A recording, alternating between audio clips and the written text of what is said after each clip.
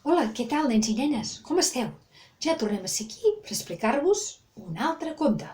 I què fem abans de començar a explicar el conte? Ja ho sabeu, i que vosaltres també ho podeu fer a casa. Obrim una esperma ben bonica que ens faci companyia. Mireu-la, aquí la tenim. I a més cridem en Perot. Perot, vine cap aquí. Va, que els nens ja t'esperen. En Perot, que ens acompanyarà durant tota l'estona del conte. Hola, nens i nenes. Hola, saludeu en Perot. Vinga, cantem-li la seva cançó. Va, a la una, a les dues i a les tres. Perot l'escavallat, la nostra titella, Perot l'escavallat, la nostra titella ens ha agradat. Molt bé, visca, Perot, visca, ja t'he encantat la cançó. Ara ja el tenim content i escoltarà molt bé aquesta història d'avui. Quin conte us explicarem? Mireu, avui us explicarem un conte que porta per títol El peix que no plorava mai. Ens fa molta il·lusió aquest conte perquè la seva autora és d'aquí, del nostre poble. Sí, és un producte de quilòmetre zero, que s'anomena ara. L'autora és l'Anna Ferrer. L'Anna Ferrer ha fet aquest conte il·lustrat per la Bàrbara Sansó i de l'editorial Salvatella. És El peix que no plorava mai i és d'una col·lecció de natura i emocions. Doncs vinga, avui un conte de nocions de l'Anna Ferrer, d'aquí, del nostre poble. I a veure, esteu preparats, nens i nenes?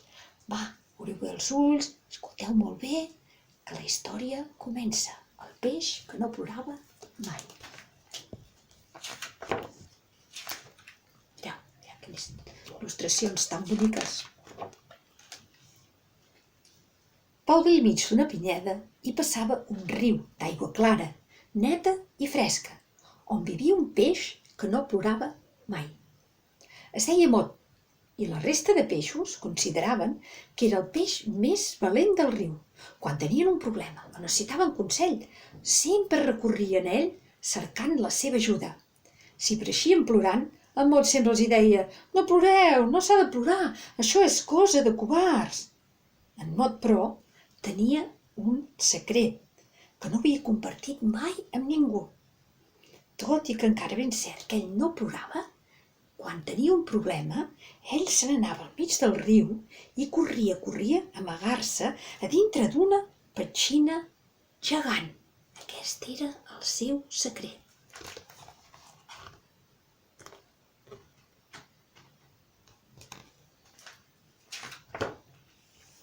Ningú sabia com aquella petxina havia anat a parar allà al mig, però Mot la va convertir en el seu refugi.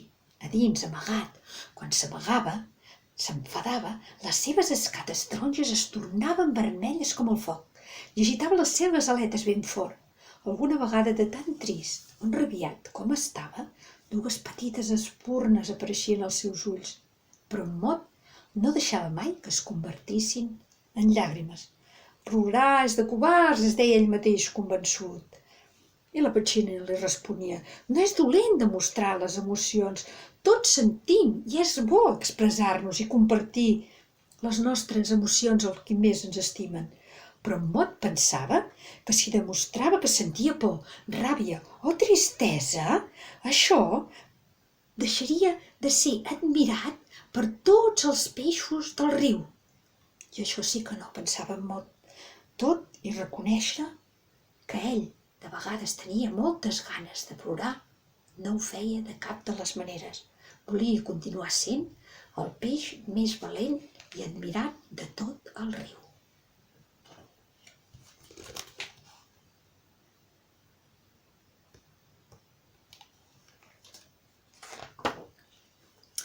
Els peixos estimaven molt el riu on vivien. Era caudalós i en la seva aigua neta i transparent es divertien nedant i fent curses. Els seus dies preferits eren els dies de pluja perquè en Mot i els seus amics es capbussaven amb força i feien uns salts a sobre de l'aigua i sortien i veien com la pluja els mullava tot el seu cos. En ploure es refrescava l'ambient i l'aigua del riu es tornava encara més neta i fresca. Però vet aquí que un any anaven passant els dies, les setmanes, els mesos i la pluja no arribava de cap de les maneres.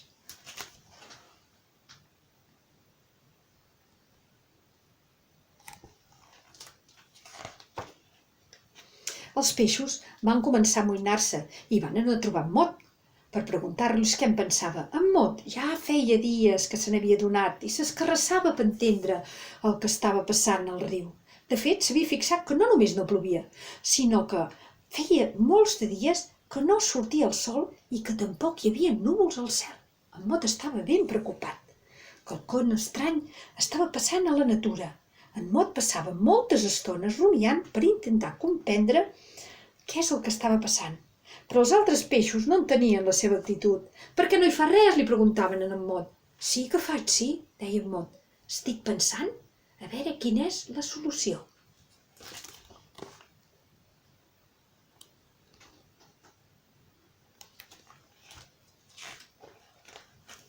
El temps i els dies anaven passant, però l'esperada pluja no arribava. El riu, de mica en mica, anava perdent el seu cabal, i si no hi feien res per solucionar-ho, el riu acabaria secant-se i tots moririen. La desesperació va apoderar-se dels peixos del riu i van deixar de confiar en el que sempre els havia ajudat i els havia solucionat tots els problemes. En Mot cada dia es trobava més sol i passava moltes hores amagat a la petxina, trist, pensant i pensant a veure com podia solucionar aquell problema.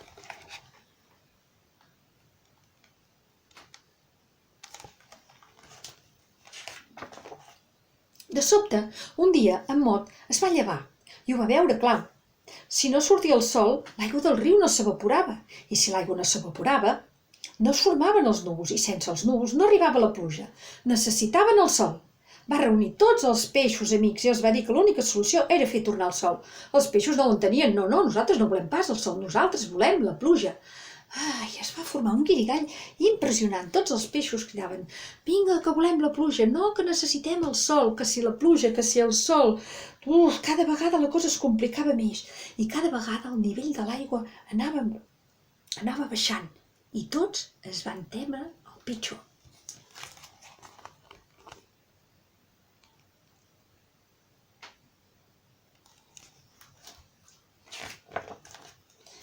Va ser llavors quan en Mot, a causa de la seva solitud i de la impotència que se sentia, no va poder aguantar més i va esclatar a plorar.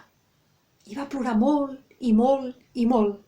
Va plorar per tots els dies de la seva vida que no havia estat capaç de fer. Va plorar per totes les vegades que se n'havia refugiat a la petxina per amagar les seves emocions. De fet, va plorar tant que en poca estona es va recuperar al cabdal del riu i es van poder salvar tots els peixos. Estaven tots ells tan agraïts que van fer una rotllana al voltant d'en Mot per dedicar-li una dansa de capbussades.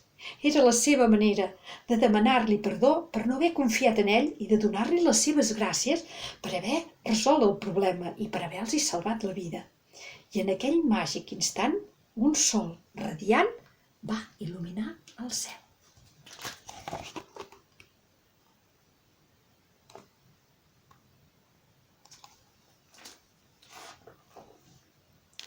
I des de llavors, en Mot no ha tornat mai més a amagar-se a la petxina i amagar les seves emocions. I la sàvia petxina no l'enyora pas, sinó que se n'alegra moltíssim pel seu amic. Aquell dia, no només els amics d'en Mot van aprendre una lliçó, sinó que en Mot mateix també va aprendre la lliçó de la seva vida. Expressant les seves emocions, havia recuperat l'amistat i la confiança de tots els peixos del riu i, a més, també els hi havia salvat la vida, la seva i la de tots els seus amics.